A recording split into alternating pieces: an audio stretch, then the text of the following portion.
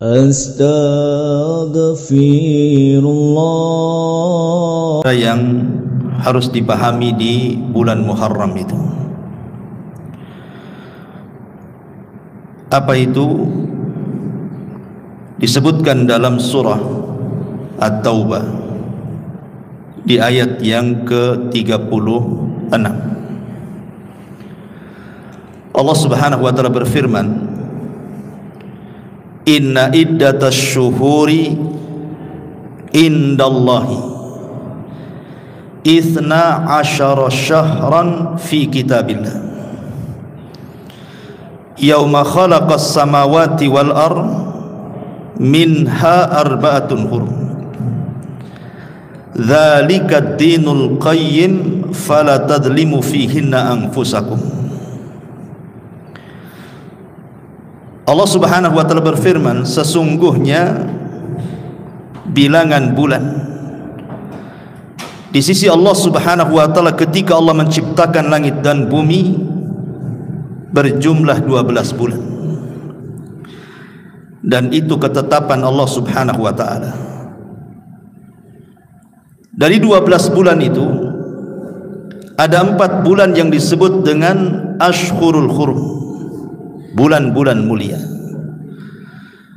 Kemudian Nabi sallallahu alaihi wasallam mengatakan, Allah Subhanahu wa taala berfirman, yang harus dipahami di 4 bulan itu adalah fala tadlimu fihinna anfusakum. Jangan kalian melakukan kezaliman. Ma'asyiral muslimin yang dimuliakan Allah Azza wa Jalla, Abdurrahman An-Nahdi rahimahullahu ta'ala pernah mengatakan, Allah Subhanahu wa ta'ala memuliakan dalam 1 tahun itu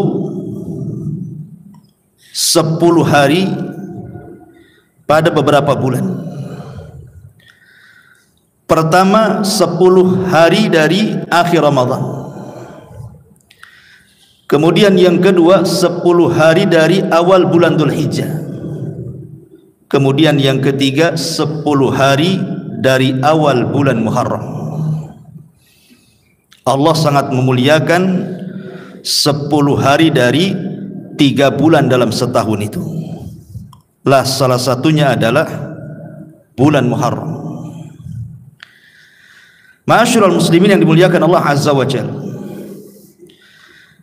tapi dari semua Ashhurul Hurum, bulan-bulan hurum itu, yang diidhafahkan kepada Allah Subhanahu wa taala hanyalah bulan Muharram. Dan itu berdasarkan nas hadis Nabi sallallahu alaihi wasallam, di mana Nabi sallallahu alaihi wasallam mengatakan bahwa bulan Muharram itu adalah syahrullah, bulannya Allah. Ketika sesuatu didhafahkan kepada Allah, berarti sesuatu itu sangat mulia. Seperti Baitullah. Kenapa rumah itu sangat mulia, Ka'bah itu? Karena diidhafahkan kepada Allah, Baitullah. Atau mukjizat Nabi Saleh, unta, naqah, menjadi mulia karena diidhafahkan kepada Allah, naqatullah. Termasuk juga bulan Muharram. Rasul sallallahu alaihi wasallam mengatakan Syahrullahil Muharram, bulannya Allah adalah bulan Muharram. Jadi bulan Muharram itu bulan yang sangat istimewa. Lah di antara adab yang harus dipahami di bulan Muharram itu berdasarkan surah At-Taubah 36 adalah fala tadlimu fihinna anfusakum. Janganlah kalian berlaku zalim di bulan tersebut. Malam ini kita akan membahas seputar kezaliman yang tidak boleh dilakukan dimanapun bulan sebenarnya, tetapi akan lebih berat hukuman dan dosanya kalau dilakukan di bulan Muharram. Ma'asyiral muslimin yang dimuliakan Allah Subhanahu wa taala, disebutkan dalam sebuah hadis, hadis qudsi. Kalau hadis qudsi itu berarti akan berbeda dengan Al-Quran. Kalau Al-Quran itu kan qala Allah Ta'ala, Allah berfirman. Tapi kalau hadis kursi bunyinya adalah qala Rasulullah sallallahu alaihi wasallam, qala Allah azza wa jalla.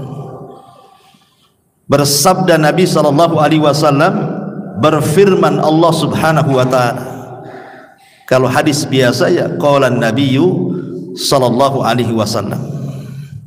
Bersabda Nabi sallallahu alaihi wasallam. Jangan dicampur aduk dengan mengatakan qala Rasulullah sallallahu alaihi wasallam fil Qur'anil Karim. Berkata Rasul di dalam Al-Qur'an. Kan lagi viral tuh. Berkata Rasul di dalam Al-Qur'an. Seolah-olah Al-Qur'an itu ucapan Rasul. Dan konotasinya ketika orang mengatakan seperti itu, berarti Al-Qur'an itu bukan kalamullah, tetapi kalam Rasul, artinya makhluk. Dan ini bahaya, karena ini akidahnya Mu'tazilah. Makanya kenapa Imam Ahmad ibn Hanbal rahimahullahu ta'ala di dalam kitab Usulus Sunnah mengatakan, man qala annal Qur'ana makhluqun fahuwa jahmi. Barang siapa yang mengatakan Al-Quran makhluk, maka termasuk akidah Jahmiyah. Dan kelompok Jahmiyah sudah disesatkan oleh seluruh para ulama. Bahkan Al-Imam Ibnul Qayyim rahimahullahu ta'ala di dalam kitab Nuniyah yang mengatakan 500 lebih para ulama di zamannya mengkafirkan Jahmiyah. Salah satu akidahnya adalah mengatakan Al-Quran makhluk. Jadi ini bukan masalah kecil, ini menyangkut keyakinan. Taib ma'asyiral muslimin yang dimuliakan Allah Azza wa Jalla. Dalam hadis qudsi ini Allah Subhanahu wa ta'ala berfirman, ya ibadi inni haramtu dzulma ala nafsi wa ja'altuhu bainakum muharraman fala tadhalamu. Wahai hamba-hambaku, sesungguhnya aku telah mengharamkan kezaliman bagi diriku, dan aku pun menjadikan kezaliman itu di antara kalian sebagai sesuatu yang haram dilakukan atas sebagian yang lainnya. Maka jangan pernah kalian saling menzalimi. Dari sini kita tahu bahwa Allah mengharamkan segala bentuk kezaliman, apapun bentuknya. Apakah kezaliman terhadap Allah, apakah kezaliman terhadap diri sendiri, ataukah kezaliman kepada sesama manusia. Bahkan tidak ada dosa yang disegerakan hukumannya sebelum di akhirat. Di dunia sudah diturunkan tuh hukumannya, kecuali kezaliman. Kata Nabi SAW, ma min dzambin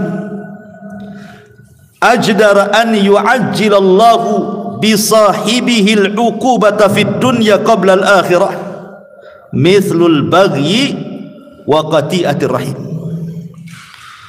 Tidak ada dosa, kata Rasul, yang lebih pantas untuk disegerakan balasannya bagi para pelakunya di dunia sebelum akhirat melebihi dosa kezaliman dan dosa memutus silaturahim. Nanti saya akan kisahkan bagaimana hukuman Allah Subhanahu wa ta'ala yang Allah turunkan kepada para pelaku zalim di dunia sebelum akhirat.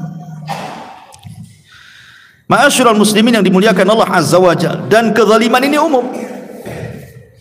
Kezaliman ini diharamkan baik kepada sesama kaum muslimin ataupun kepada orang kafir sekalipun. Nabi SAW pernah mengutus Mu'adz ibn Jabal radhiyallahu an dan Abi Musa al-Ash'ari untuk berdakwah di negeri Yaman. Yaman kala itu belum ada satu muslim pun, di mana Yaman itu mayoritas ahli kitab Yahudi dan Nasrani ataupun orang-orang musyrik. Tidak ada orang muslim satu jiwa pun yang hidup di sana kala itu. Makanya Rasul mengutus Mu'adz dan juga Abu Musa al-Asy'ari untuk menyebarkan Islam ke negeri Yaman itu. Salah satu wasiat Nabi sallallahu alaihi wasallam kepada keduanya, apa kata Rasul? Iyyaka wa qara'ima amwalihim wattaqi da'watal madlum wattaqi da'watal madlum fa innahu laisa bainahu wa bainallah hijabun. Kata Nabi sallallahu alaihi wasallam kepada Mu'adz dan Abi Musa al-Asy'ari radhiyallahu anhuma, hati-hati kamu, jangan berbuat zalim, karena doa orang-orang yang dizalimi itu pasti makbul, pasti akan mustajab. Karena di antara dia orang yang dizalimi dengan Allah Subhanahu wa taala tidak ada hijab, tidak ada perantara sama sekali. Bayangkan Nabi sallallahu alaihi wasallam ngomong seperti ini kepada Mu'adz dan juga Abi Musa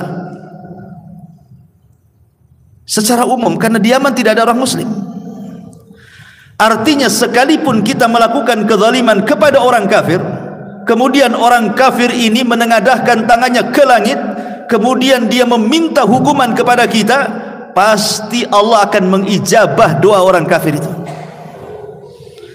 Jangankan orang kafir, iblis saja kalau berdoa diijabah sama Allah kan? Apa doa iblis? Dia meminta kepada Allah, fa'anzirni ila yaumi yub'atsun, ya Allah tangguhkan umurku sampai hari dibangkitkan. Dikabulkan doa iblis? Dikabulkan. Maka Allah Subhanahu wa taala mengatakan, oke, saya berikan kau tangguhan usia sampai kiamat dibangkitkan. Iblis saja kalau berdoa dikabulkan tuh. Apalagi orang kafir yang dizalimi, Allah pasti mengabulkan. Bukan karena Allah suka dengan orang kafir, tidak. Bukan itu masalahnya. Masalahnya ketika orang kafir berdoa itu karena Allah tidak suka dengan kezaliman dan Allah suka keadilan. Makanya ketika orang kafir dizalimi oleh seorang mukmin atau seorang muslim, tetap Allah akan berdiri di samping orang kafir ini, bukan karena kekafiran sekali lagi, tapi karena Allah tidak suka dengan kezaliman dan Allah suka keadilan. Makanya dalam sebuah hadis yang dikeluarkan oleh Imam Ahmad dan dihasankan oleh Syekh Albani rahimahullahu taala, ittaqu da'watal madlum wa in kana kafiran fa inna laisa dunaha hijabun. Hati-hati kamu dari doa orang-orang yang terzalimi meskipun dia kafir, karena antara dia dengan Allah tidak ada penghalang. Artinya di sini kalau seandainya yang dizalimi orang kafir, kemudian orang kafir berdoa dan diijabah, apalagi yang kita zalimi ini adalah orang Islam. Orang kafir aja diijabah kok, apalagi seorang muslim, seorang mukmin yang kita zalimi, tentu lebih diijabah lagi oleh Allah Subhanahu wa taala. Karena dalam sebuah hadis yang lain yang dikeluarkan Al-Imam At-Tabrani, Rasulullah SAW mengatakan, wa da'watul madlum tuhmalu alal ghamam wa tuftahu laha abwabus sama wa yaqulu rabb wa izzati wa jalali la ansurannaka walau ba'dahin. Dan doa orang-orang yang dizalimi dibawa di atas awan dan akan dibukakan untuknya pintu-pintu langit. Sementara Allah Subhanahu wa taala ketika mendengar doa orang yang dizalimi, maka dia akan mengatakan, demi kemuliaanku, demi keagunganku, sesungguhnya aku akan menolongmu walaupun setelah masa waktu yang ditentukan. Lambat laun pasti Allah akan mengabulkan doa orang yang dizalimi itu. Ma'asyiral muslimin yang dimuliakan Allah Azza wa Jalla. Makanya para ulama salaf sampai mengatakan seperti yang diucapkan oleh Sufyan Ats-Tsauri rahimahullahu taala. Dia mengatakan apa? Li antal qiyallah sab'ina dzamban bainaka wa bainallah ahwan min an talqahu bi dzambin wahidin bainaka wa bainal ibad. Lihat ucapan Sufyan Ats-Tsauri. Sekiranya engkau berjumpa dengan Allah, kata Sufyan Ats-Tsauri, membawa 70 dosa, di mana 70 dosa ini berkaitan antara anda dengan Allah, itu lebih ringan dosanya dibandingkan anda membawa satu dosa, tapi satu dosa ini berkaitan dengan anda dan hamba-hamba Allah yang lainnya. Lihat bagaimana ucapan Sufyan Ats-Tsauri sangat dalam. Sekiranya kita ini melakukan dosa 70 kali dosa antara kita dengan Allah Azza wa Jalla, itu lebih ringan dosanya dibandingkan kita membawa satu dosa, tapi dosa ini antara kita dengan hamba-hamba Allah yang lainnya.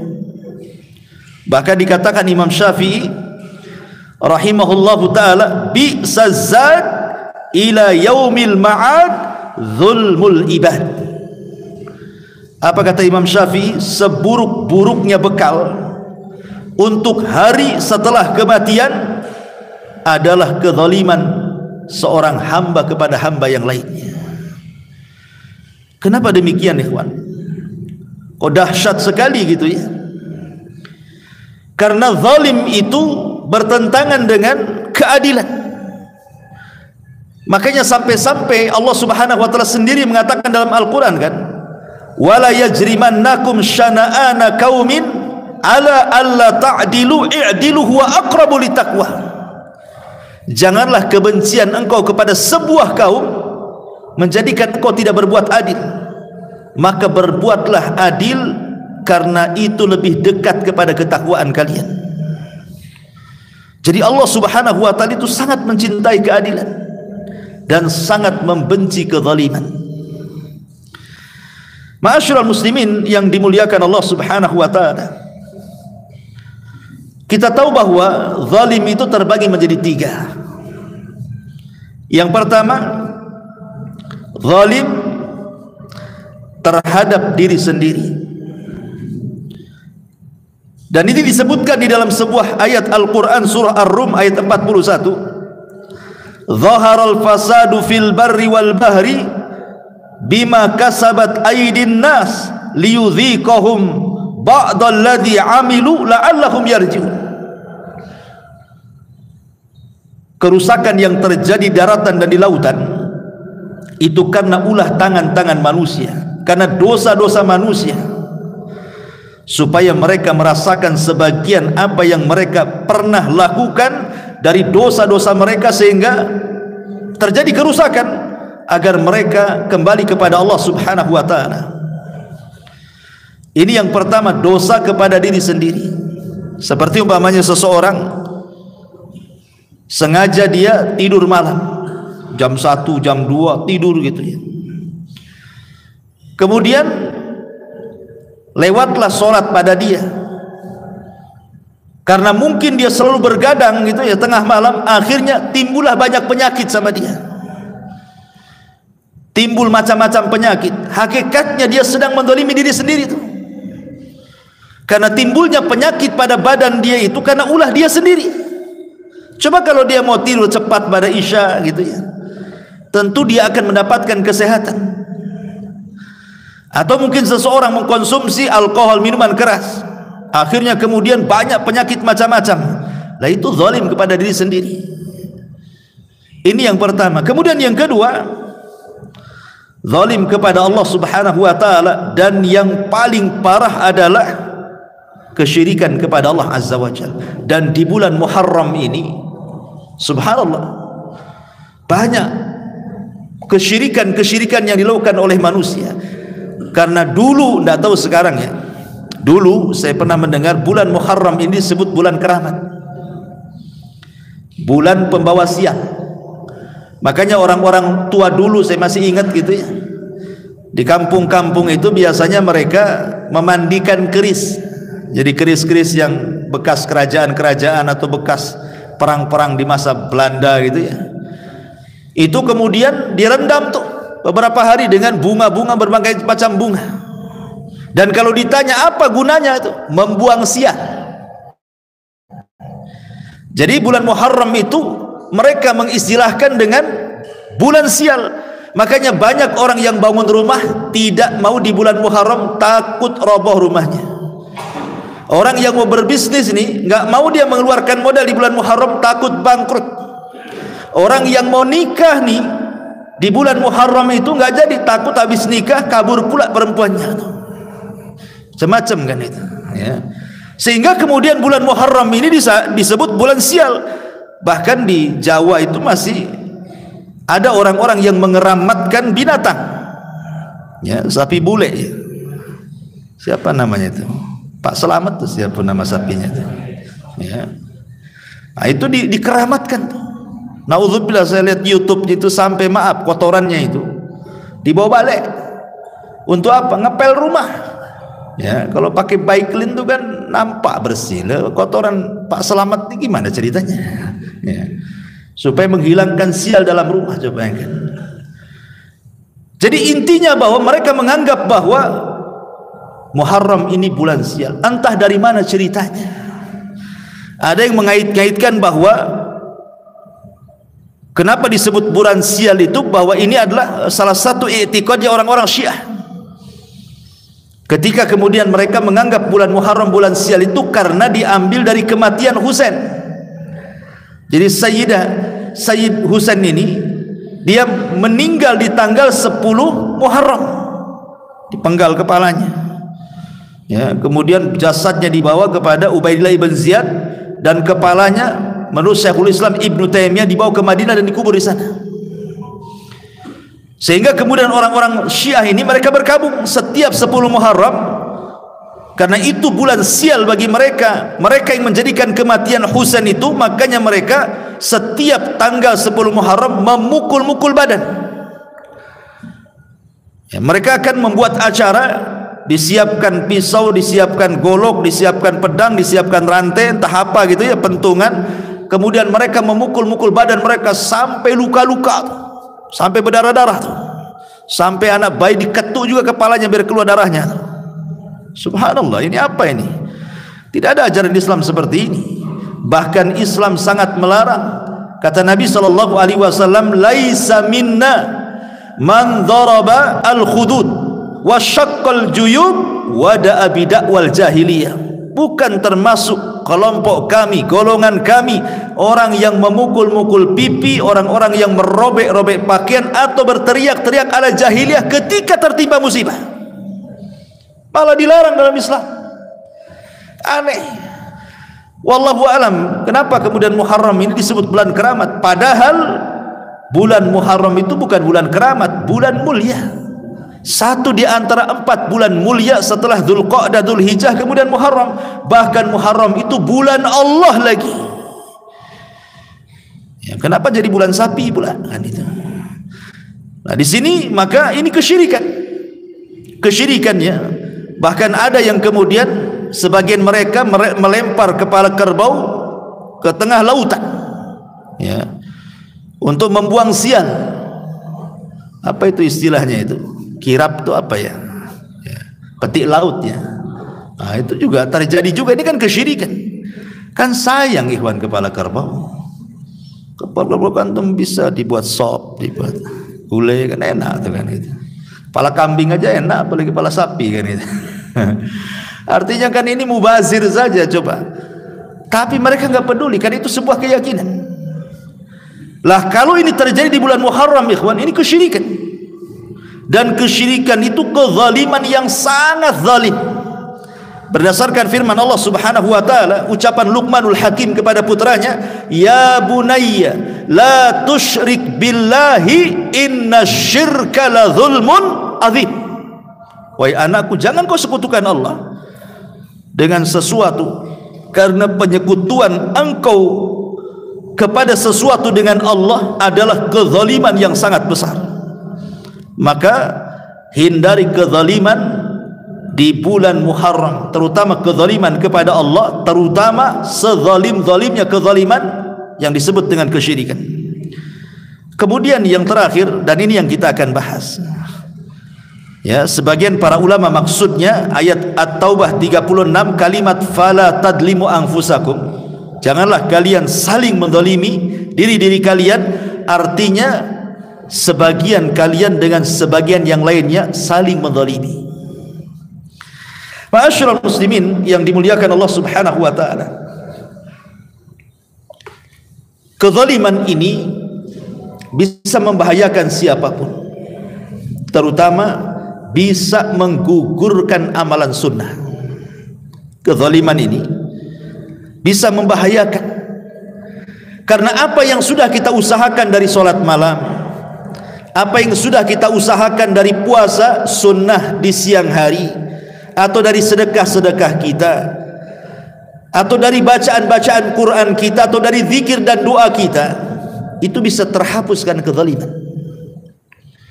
Sebuah hadis yang dikeluarkan Al-Imam Bukhari, tapi tidak dalam sahihnya, dalam kitabnya yang lain, dalam kitab Adabil Mufrad, dari Abi Hurairah radhiyallahu anhu, Nabi SAW ditanya tentang seorang wanita yang rajin sholat malam, rajin puasa sunnah, dan rajin bersedekah. Ya Rasulullah, inna fulanatan taqumul layla wa tasumun nahar wa tasaddaqat bifuduli amwaliha wa taf'alu wa taf'al. Rasul, ada seorang wanita, kalau malam tidak pernah meninggalkan qiyamul lail, kalau siang tidak pernah meninggalkan siyamun nahar, dan dia menginfakkan dengan kelebihan hartanya ke tempat-tempat yang seharusnya diberikan sedekah. Bahkan dia banyak melakukan kebajikan ini dan kebajikan itu. Walakin tu'dhi jiranaha bilisaniha. Satu masalahnya Rasul, wanita ini suka menyakiti tetangganya dengan lisannya, zalim. Menyakiti tetangganya dengan lisannya, lisannya setajam silet, menyayat hati tetangganya. Apa kata Nabi SAW? La khaira fiha, la khaira fiha, hiya min ahlin nar. Wanita itu tidak ada kebaikan, kata Rasul. Bahkan wanita itu layak masuk neraka. Lihat. Lalu apa gunanya qiyamul lail? Lalu apa manfaatnya puasa sunnah? Lalu apa faedahnya sedekah dia, kalau seandainya kemudian ujung-ujungnya harus masuk neraka? Tidak lain dan bukan karena perbuatan zalim lisannya kepada tetangganya. Wanita ini masuk neraka bukan karena membunuh. Wanita itu masuk neraka bukan karena minum khamr, bukan karena judi, tidak, karena dosa lisan dia. Zalim dengan lisannya kepada tetangganya, hilang semua amal sunnahnya. Bahaya kezaliman ini, ya. Ma'asyiral muslimin yang dimuliakan Allah Azza wa Jalla, dalam sebuah hadis dari Abi Hurairah radhiyallahu anhu, dari Nabi sallallahu alaihi wasallam, man akhadha amwalan nas, wa fi riwayatin man iqtata'a malam ri'im muslim bi ghairi haqqin laqiyallahu wa huwa alaihi ghadban. Barang siapa yang zalim mengambil harta orang lain bukan dengan haknya, dia ambil, mungkin dengan cara korupsi, mungkin dengan cara berdusta saat berjualan, mungkin dengan cara curang, mengurangi takaran, timbangan dan meteran, mungkin dengan cara apalah, culas dan begitu seterusnya. Yang jelas dia mengambil harta itu secara zalim dan bukan haknya dia diambil. Maka nanti dia pada hari kiamat berjumpa dengan Allah, dan Allah dalam kondisi murka kepadanya. Ikhwan, kalau Allah Subhanahu wa ta'ala sudah murka kepada kita, lalu siapa yang akan bisa menolong kita? Tidak ada. Makanya kenapa kezaliman itu menyulut kemurkaan Allah Subhanahu wa ta'ala. Dan kalau Allah sudah murka, bahaya. Di dunia saja kalau Allah sudah murka, apa yang terjadi? Langit bisa pecah, bintang bisa runtuh, lautan bisa meluap ke daratan, bumi bisa digempakan. Itu kalau Allah marah tuh di dunia. Macam mana kalau di akhirat Allah marah kepada kita, ya? Dan ini karena kezaliman. Sebab orang-orang yang zalim itu akan dijauhkan dari rahmat Allah Subhanahu wa ta'ala. Makanya Allah Subhanahu wa ta'ala berfirman, ala la'natullahi ala zalimin.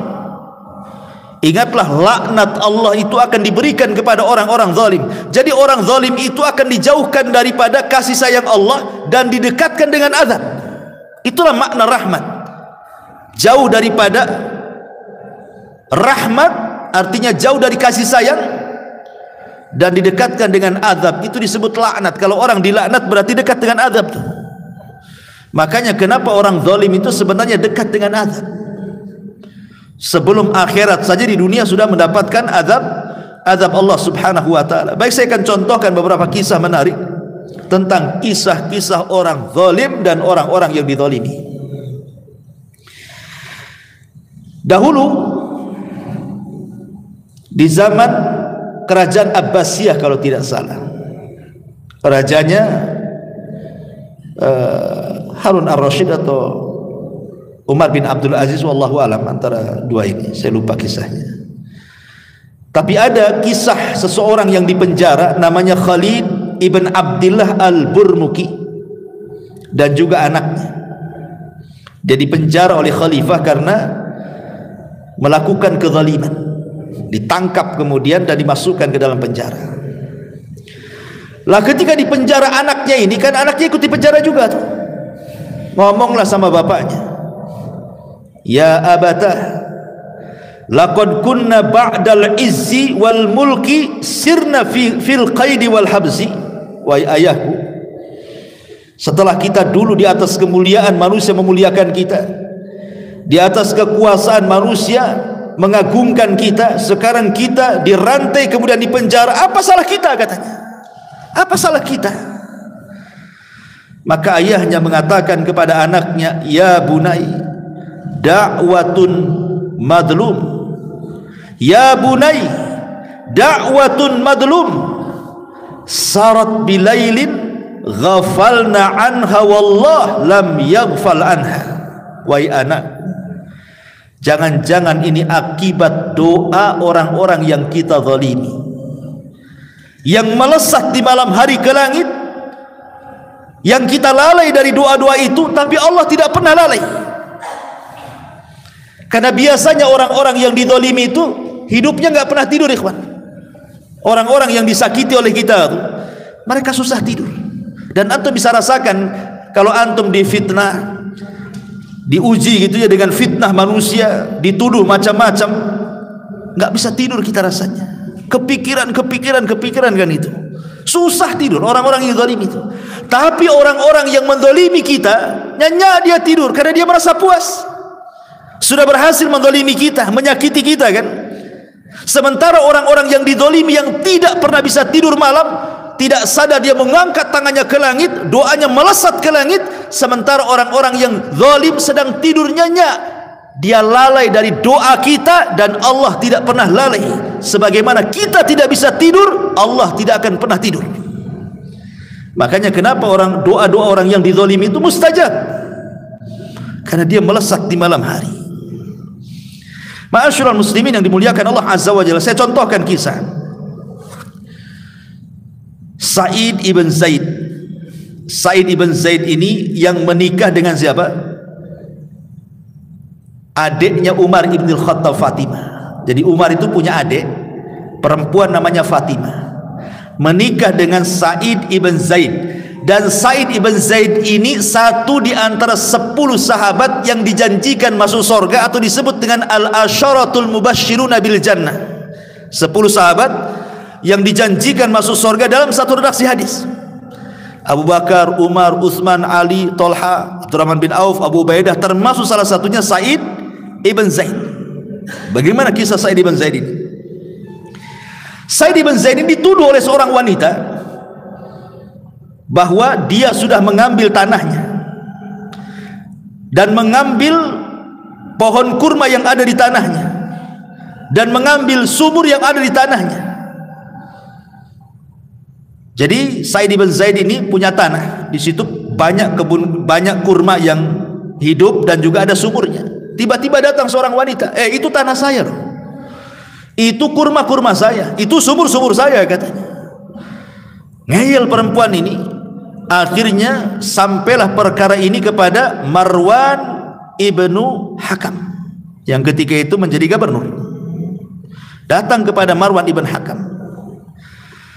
Wa qala lahu, kemudian berkata Sa'id ibn Zaid ini kepada Khalifah Marwan ini, ya Khalifah, lihat wanita ini sudah melampaui batas.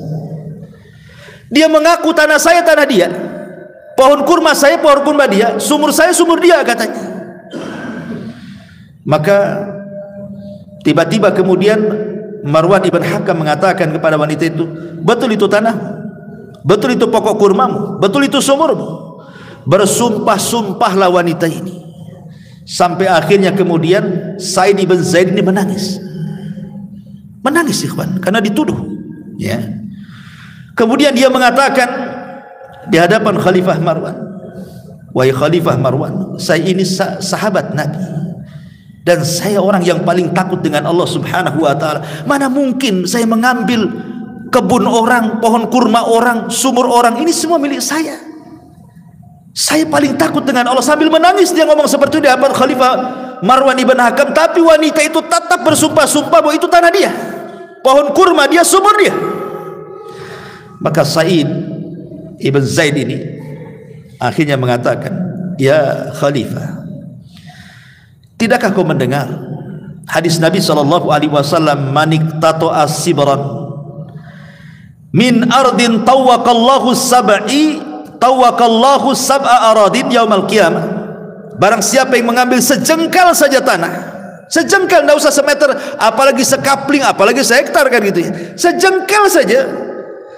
Kalau tanah itu tanah orang kita ambil, kita klaim, maka nanti pada hari kiamat sejengkal ini akan dikeruk sampai 7 lapis bumi, itu berapa lori itu tanahnya tuh, dan akan dikalungkan di lehernya pada hari kiamat.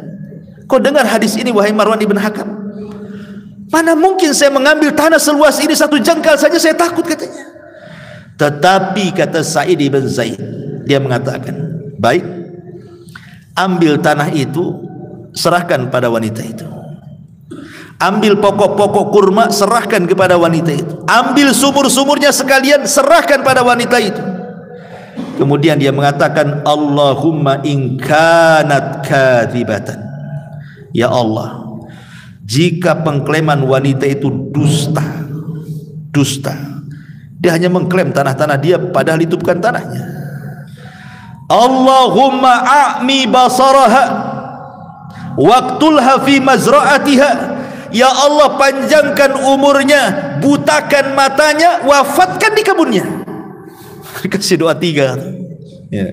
Panjangkan umurnya, butakan matanya, kasih dia mati di kebunnya. Maka betul-betul doa Sa'id ibn Zaid ini melesat ke langit.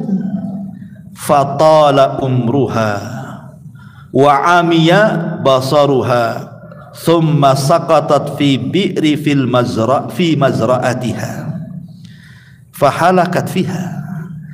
Allah panjangkan umurnya, Allah butakan matanya, dan dia pun terjatuh ke dalam sumurnya, kemudian Allah binasakan di dalamnya. Bagaimana Allah Subhanahu wa ta'ala mengabulkan doa orang-orang yang dizalimi itu. Betul-betul dipanjangkan umurnya oleh Allah, lama dia hidup, bisa menikmati kebunnya, bisa menikmati sumurnya, bisa menikmati kurmanya.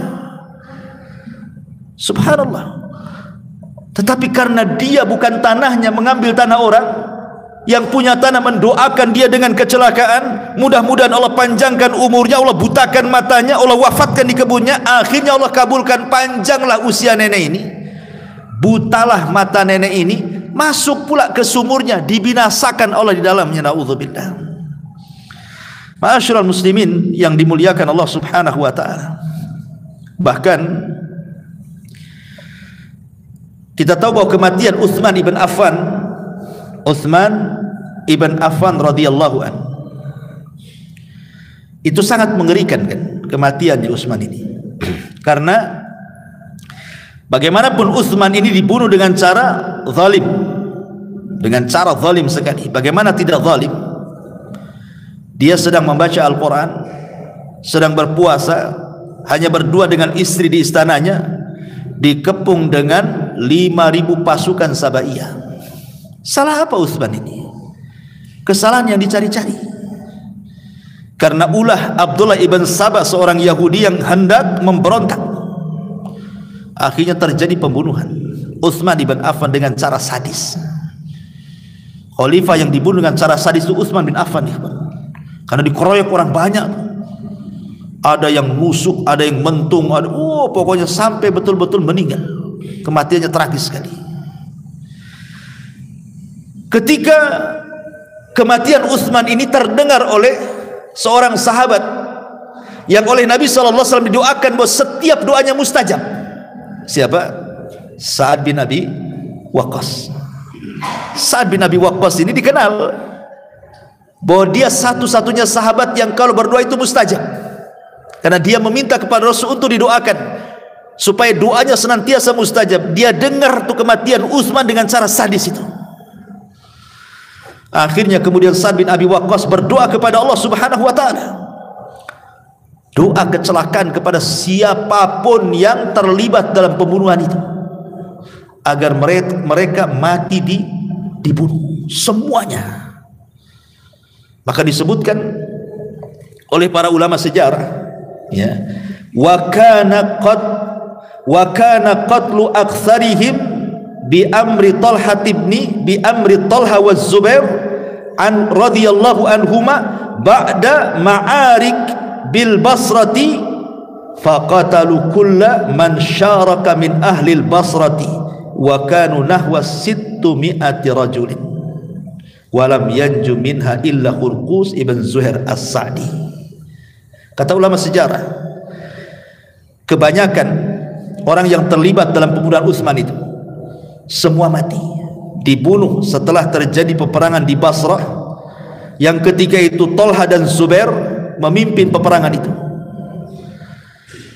dan semuanya hampir terbunuh sampai jumlah mereka 600 orang yang terlibat dalam pembunuhan. Tidak ada satupun yang selamat, semua terbunuh kecuali Hurqus ibn Zuhair At-Tamimi, orang yang di zaman Rasul datang kepada Rasul dan mengatakan, adillah engkau wahai Muhammad. Kata Rasul, kalau saya tidak adil dalam pembagian ghanimah Hunain ini, tidak ada yang lebih adil di dunia kecuali saya, kata Rasul.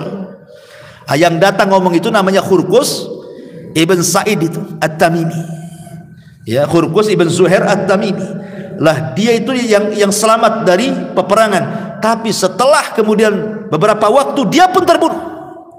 Bahkan yang lebih hebat lagi adalah di zaman Hajjaj ibn Yusuf. Hajjaj ini kan zalim orangnya, sangat zalim. Ketika dia melihat ada orang kakek sudah tua, sudah membungkuk kakek itu, matanya sudah buta. Kemudian dia meminta ampun kepada Hajjaj dan mengatakan, ya Hajjaj, saya ini orang tua, sudah renta, sudah buta, janganlah kau siksa aku. Kata Hajjaj, tidak, bukankah engkau yang membunuh Utsman? Bukankah kau yang terlibat dalam pembunuhan Utsman? Kamu yang pertama saya bunuh, katanya. Coba bayangkan, ya. Sampai Allah Subhanahu wa taala balas itu setiap orang yang menzalimi. Bahkan disebutkan oleh Abi Kilabah yang ma'ruf kisahnya. Abi Kilabah ini subhanallah, ya, menyedihkan kalau kita kisah tentang seorang rawi hadis namanya Abu Kilabah ini. Nantilah saya kisahkan di lain waktu, ya, luar biasa itu. Jadi kata Abu Kilabah ini, kuntu fi rafqati bisyam, katanya, ketika aku berada di kota Syam, sami'tu sauta rajulin, aku mendengar seorang laki-laki berteriak, ya wailah binar, celaka aku, masuk neraka aku, celaka aku, masuk neraka aku, katanya.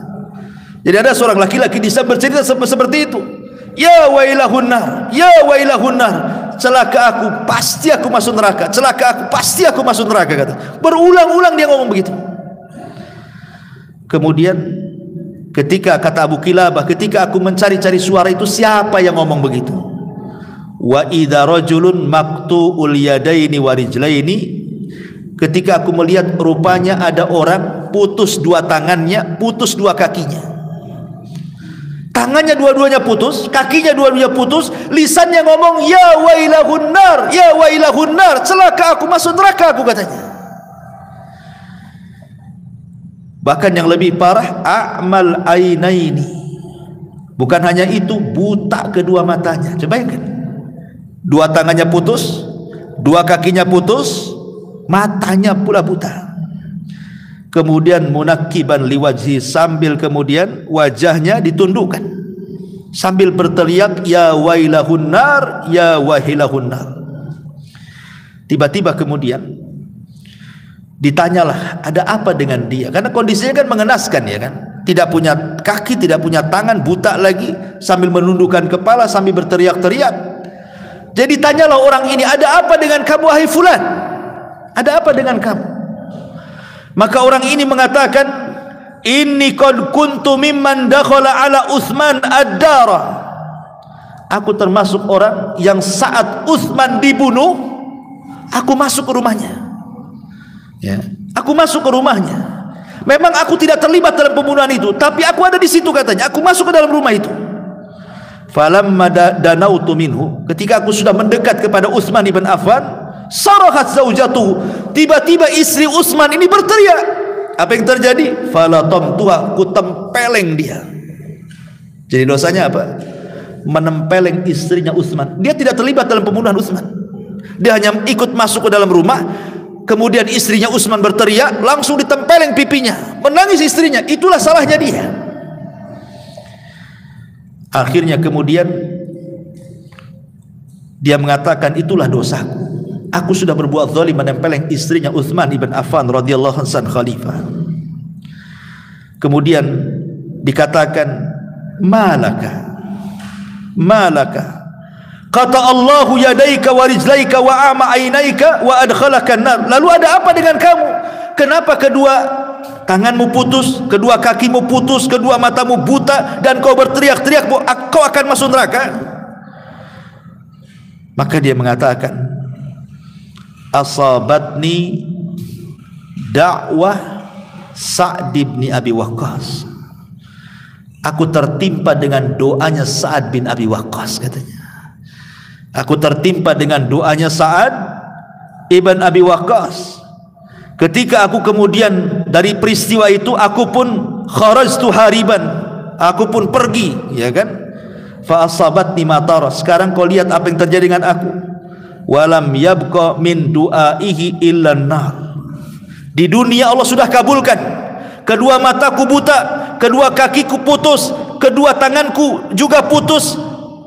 Berarti di dunia sudah Allah kabulkan, kecuali di akhirat tinggal neraka saja, kata dia. Maka kata Abu Kilabah, dikatakan, suhkon, celakaku, katanya. Orang kayak kamu celaka, katanya. Lihat, beginilah apa namanya orang-orang yang dizalimi. Akhir daripada orang-orang yang zalim kan ngeri, kawan. Ya. Bahkan dikisahkan, ini tidak tahu ini pada zaman siapa, gitu ya. Apa sebelum Rasul atau di zaman para ulama salaf, wallahu alam. Tapi dicatat oleh ahli sejarah. Jadi ada seorang wanita tua, seorang wanita tua yang fakir. Dia punya rumah gubuk di sebuah kebun. Lah kebetulan kebun itu view-nya bagus. Ya, mungkin kalau kita mungkin kayak di Bogor gitu ya, nampak view-nya bagus gitu ya. Jadi ada seorang raja tertarik, ingin membangun istana di situ, ya, tempat persinggahan. Akhirnya raja pun memerintahkan para prajurit, bangun istana di sini, katanya. Ini view-nya bagus ini. Maka dengan sangat cepat kemudian orang-orang pun, para penggawe dan para prajurit raja ini akhirnya membangun istana di situ. Jadilah istana itu sangat megah dengan view yang sangat mewah. Ketika sudah selesai, maka orang-orang pun memberitahu sang raja bahwa apa yang kau kehendaki sudah selesai, tinggal diresmikan saja. Maka sang raja pun datang, siap meresmikan. Ketika melihat istana yang sangat indah luar biasa dengan view dan pemandangan yang indah luar biasa, tertariklah sang raja dan memuji yang membangunnya. Masalahnya ketika dia masuk ke istana itu, pandangannya rusak dengan gubuk yang ada di depan istana. Gimana nih, view-nya bagus, istananya bagus, kok ada gubuk pula ngalangi pandangannya. Ini gubuk siapa ini? buat jelek aja katanya. Maka orang-orang mengatakan itu kuh imra'ati ajuz, itu gubuknya wanita tua wahai sang raja. Kata sang raja, hancurkan, hancurkan. Ya prajurit apa kata raja lah, dihancurkan, diratakan dengan tanah, karena ngalangi pandangan masalahnya. Ma'asyiral muslimin, ketika wanita tua itu pulang, gubuknya sudah rata dengan tanah. Maka kemudian wanita ini langsung berteriak, "Walima, kenapa kau robohkan gubukku ini? Ini milikku di tanahku, kenapa kau rusak?" gitu. Qalu, para prajurit mengatakan, "Innahu yara annahu yakbahu mangdarul qasri." Gubuk ini buat buruk saja istana ini, ngalangi pandangan ini, makanya kami ratakan katanya. Maka wanita itu langsung berdoa kepada Allah Azza wa Jalla, "Ana kuntu ghaibah, fa aina kunta ya rabbal alamin." Tadi saya memang sedang pergi, aku tidak melihat gubukku. Aku pergi, tetapi engkau di mana ya Rabb? Kenapa kau biarkan mereka? Ketika aku pergi tidak bisa melihat gubukku, di mana engkau ya Rabb? Aina kunta ya Rabb? Di mana engkau Rabb? Ketika wanita dengan sangat yakin yang mengucapkan kalimat itu, tiba-tiba terjadi gempa hebat. Faqallaballahu al-qasra ala man fihi subhanahu wa ta'ala, tu'izzu man tasha wa tudhillu man tasha biyadikal khair. Tiba-tiba gempa itu merobohkan istana indah seisi-isinya, seorang-orangnya mati semuanya. Begitulah Allah memuliakan sesuai kehendaknya dan menghinakan sesuai kehendaknya. Semua berada di tangan Allah Subhanahu wa ta'ala. Kezaliman itu lambat laun pasti akan dibalas oleh Allah. Lihat Imam Syafi'i, Muhammad ibn Idris Asy-Syafi'i, sampai melontarkan sebuah syair. Apa kata Imam Syafi'i rahimahullahu ta'ala? Atahza'u bid-du'ai wa tazdarihi, atahza'u bid-du'ai wa tazdarihi, wa ma tadri ma sana'ad du'a'u, sihamul laili la tukhti walakin laha amadun walil amadi inqida'u. Masya Allah, ini dalam sekali ini syairnya Imam Syafi'i ini. Saya ulangi, atahza'u bid-du'ai wa tazdarihi, wa ma tadri bima sana'ad du'a'u, sihamul laili la tukhti walakin laha amadun walil amadi inqida'u. Apakah engkau mengejek dan menyepelekan sebuah doa, sedangkan engkau belum mengetahui apa yang bisa dilakukan oleh doa? Anak panah yang dilepaskan di malam hari tidak akan meleset, akan tetapi anak panah tersebut ada waktunya untuk mengenai, dan setiap waktu itu ada akhirnya. Lihat kata Imam Syafi'i, apakah engkau mengejek? Atahza'u bid-du'ai wa tazdarihi, apakah engkau mengejek dan menyepelekan sebuah doa? Wa ma tadri bima sana'ad du'a'u, sedang engkau belum mengetahui apa yang bisa diperbuat oleh sebuah doa. Sihamul laili la tukhti walakin, la tukhti walakin, anak panah yang dilepaskan di malam hari tidak mungkin meleset. Laha amadun walil amadil inqida'u, akan tetapi anak panah tersebut ada waktunya untuk mengenai siapapun, dan setiap waktu itu ada akhirnya. Maknanya setiap doa orang yang dizalimi itu bagikan anak panah yang melesat ke langit dan akan kembali ke bumi. Anak panah yang melesat ke langit yang merupakan doa itu kemudian Allah akan balikkan ke bumi. Pasti suatu kali anak panah itu akan menyasar kepada siapapun yang pernah melakukan kezaliman, lambat ataupun laun, karena setiap waktu itu ada akhirnya, kata Imam Syafi'i. Pasti akan kena. Tidak hari ini, besok, tidak besok, tahun depan, tidak tahun depan, mungkin tahun depannya lagi. Pasti yakin, karena tidak ada dosa yang disegerakan di dunia sebelum akhirat kecuali kezaliman. Ini bahaya. Makanya kenapa Allah Subhanahu wa taala dengan tegas mengatakan wala tahsabannallaha ghafilan amma ya'malu zalimun. Jangan kau sangka Allah itu lalai terhadap apa yang dilakukan orang-orang zalim. Walau yu'akhidullahu an-nas bidzulmihim ma taraka 'alaiha min dabbatin walakin yu'akhiruhum ila ajalin musamma fa idza jaa ajaluhum la yastakhiruna sa'atan wa la yastaqdimun. Jikalau Allah menghukum manusia karena kezalimannya, niscaya tidak akan ditinggalkannya di muka bumi satu apapun dari makhluk melata yang ada di bumi, akan tetapi Allah menangguhkan mereka sampai kepada waktu yang ditentukan. Maka apabila telah tiba waktu bagi mereka, tidaklah mereka dapat mengundurkannya sesaat ataupun mendahulukannya, pasti akan tepat sasaran. Ya. Ma'asyiral muslimin yang dimuliakan Allah Azza wa Jalla, ingat satu kisah yang dulu pernah saya ceritakan kepada antum. Kisah ini disebutkan oleh Imam Zahabi. Imam Az-Zahabi rahimahullah ta'ala dalam kitabnya Al-Kabair. Di situ beliau menuliskan satu cerita yang berjudul Man ra'ani fala yadlim minhunna ahada.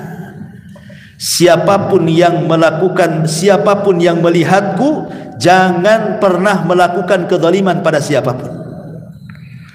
Judulnya di situ, Man ra'ani, barang siapa yang melihatku, jangan pernah melakukan kezaliman sedikit pun kepada siapapun. Setelah melihat kondisiku, jangan kalian berani berbuat zalim. Kemudian beliau mengkisahkan satu kisah. Jadi ada seseorang itu yang merupakan ajudan raja.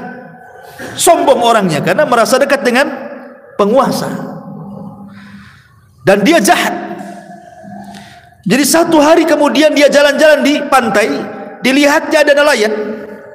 Nelayan itu baru pulang dari lautan dan hanya mendapatkan satu ekor ikan besar yang hanya cukup dimakan dia, istri dan keluarganya saja. Tiba-tiba dirampas dengan cara paksa. Nelayan ini sudah berusaha kemudian jangan sampai diambil, tetap diambil juga karena diancam mau dibunuh kalau tidak dikasihkan. Terpaksa dikasihkan. Karena bagaimanapun dia lemah, yang mengambil ini kuat. Akhirnya kemudian dengan bangganya orang ini pulang membawa hasil rampasan ikan. Subhanallah, di tengah jalan Allah takdirkan ikan itu bisa hidup. Tadinya mati, Allah hidupkan sesaat. Ya Allah, ala kulli syai'in qadir lah kan gitu. Tiba-tiba menggigit tangannya. Ya dia sangka begitu saja, biasalah kegigit ikannya, kayak kita kena kepiting atau kena capit lele gitu ya kan, biasa saja. Dia sangka seperti itu. Sampai di rumah dia masak ikannya, dia habiskan dengan sangat lahapnya tanpa mempedulikan ini kezaliman. Di malam hari, bekas gigitan ikan itu rupanya beracun dan ada bisanya. Sehingga dia berteriak-teriak, makin sakit, makin malam makin sakit, makin malam makin sakit, sehingga dia merasakan sakit yang luar biasa yang tidak ada yang tahu rasa sakitnya kecuali Allah. Saking sakitnya, berteriak-teriak dia. Keesokan harinya dia datang ke seorang tabib, kemudian memperlihatkan gigitan ikan itu, dan dia tidak bercerita kalau ikan itu hasil zalim dia. Kata sang dokter setelah diperiksa, ini bahaya. Virusnya sangat berbahaya, bisanya sudah menjalar ke tangan dan telapak tanganmu harus diamputasi.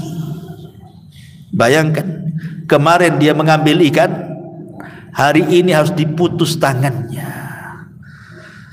Iya, begitulah pencuri, diputus tangannya kan, hukumannya hududnya kan, diputus tangannya. Ya. Tapi tanpa harus hukuman manusia, Allah sudah menghukumnya tuh. Terpaksa diputus di tangannya nih. Pergelangan tangan diputus supaya bisanya tidak menjalar. Dia sangka akan sembuh, rupanya malam berikutnya terasa lagi bisanya naik lagi ke atas tangannya ini, ya, ke sikutnya nih. Kemudian dia pun menjerit-jerit dengan jeritan yang melolong-lolong, dan dia merasakan sakit yang luar biasa yang tidak ada yang tahu rasa sakitnya kecuali Allah. Besoknya datang lagi ke tabib, kata tabib, ini nggak bisa, bisanya sudah merambas. Ini sikut kamu harus dipotong. Tadinya segini, harus dipotong segini. Ya.